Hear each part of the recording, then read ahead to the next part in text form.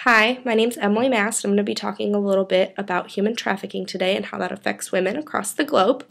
So, the UN Crime Fighting Office has reported that 2.4 million people across the globe are going to be victims of human trafficking this year alone.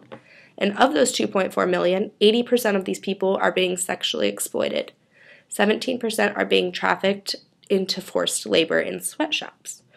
So, $32 billion was made for criminals running trafficking rings this year alone, as reported by the UN Crime Fighting Office.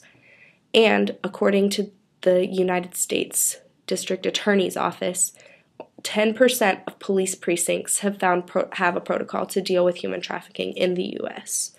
So, according to the UNODC, human trafficking can happen to anyone regardless of gender, age, or ethnicity. However, the highest majority is women, both being trafficked and running the rings, because many women become leaders of the organizations to escape the victimized lives that they were brought into. Human trafficking affects every country in the world, whether they are involved in origin or destination. I'm sure that everyone knows we have quite the problem here in Omaha and Nebraska with human trafficking on Interstate 80. So I thought that this topic was very relevant for us. Girls are usually taken at a young age from their home in an area of poverty and sold into a trafficking ring. Women and girls are forced to have sex with men for money, which they don't even receive. The money goes straight to the people running the ring. Criminals are making money and getting rich from the suffering and work of their victims. People are being victimized every day and not only assaulted, but their quality of life is being extremely downgraded. Women who work in the sex slave rings or sweatshops are being arrested and sent to jail, while the victimizers are not only getting away with breaking the law, but they're just replacing them with another victim.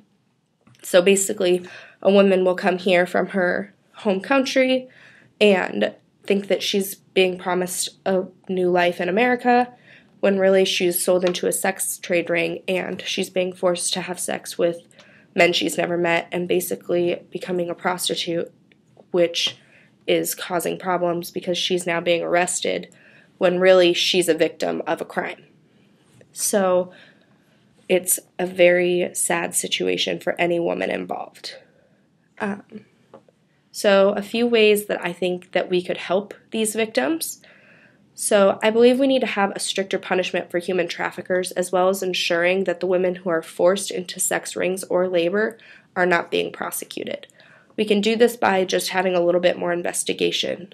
So officers who are arresting women when they bust prostituting rings, things like that, maybe need to ask, why are you here? Who brought you here? What was this of your own free will? Because many of these women will say no. Also, we need to make sure that these women feel comfortable reporting to police that they were here and doing these things not of their own free will, because in their home countries, officers may be paid off and they may be from a police state. So we need to make sure that they feel comfortable reporting to us that they are being trafficked and they are not here out of their own free will. So we also have the PROTECT Act here in America as of 2003, which is from the Department of Human Services, that helps protect children from being sexually exploited and abused. So there are special offices in the Department of Human Services that look for things like this to stop the child abuse. It is still hard, obviously, to know who is being trafficked, and you have to handle each individual situation differently. And we need to make sure that each situation is being handled at the individual level. We also need to be able to offer the victims protection. So if they do choose to come forth, they aren't being sought out by their victimizers.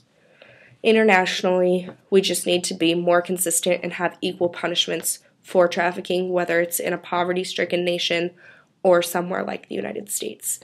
We just need to come together, and as in the United Nations, we need to find a way to lessen trafficking across the globe. So that's my presentation. Thanks for listening.